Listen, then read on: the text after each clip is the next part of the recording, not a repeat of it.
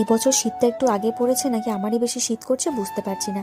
যাই হোক, সকাল সকাল তিতিরকে স্কুলে দিয়ে এসেছি, আর এসে না ঘরটা একটু অগোছালো ছিল, তাই ভাবলাম সবার আগে ঘরটা গুছিয়ে নিই। দেখবা ঘরটা যদি সুন্দর থাকে, গোছানো থাকে না, মনেও একটা শান্তি হয়। আর এই সোফা কভারটা আমি মেসো থেকে পুজো প্রায় 2 মাস আগে অর্ডার করেছি।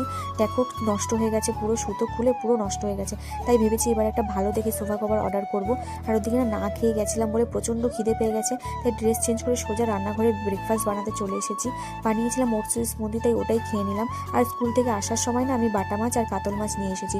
ভাই যেহেতু বাটা মাছ খায় না, তাই ওর জন্যও নিয়ে এসেছি, দুজনের হয়ে যাবে, ওর আর তিতিরের। আর এদিকে না রান্না চাপিয়ে দিয়েছি, আর রান্না হতে না হতে দেখো আমার গ্যাসও শেষ হয়ে গেছে, তাই যেরকম রান্না হয়েছে ওটাই খেয়ে নিয়েছি এবার। আর সময় ছিল বলে না তিতিরের এই পুতুলগুলো অনেক দিন ধরে ধুলো পড়েছিল, তাই ভাবলাম আজকে ভালো করে ধুয়ে দেবো, রোদও উঠেছে, তাড়াতাড়ি শুকিয়েও যাবে। তারপরে সব কিছু সেরে তিতিরকে স্কুলে আনতে গেছিলাম। আর সন্ধেবেলা ওদিকে এসেছিলো আমার কুট্টুর সোনা, অনেক দিন পর এসেছে, তাই সবাই মিলে একটু গল্প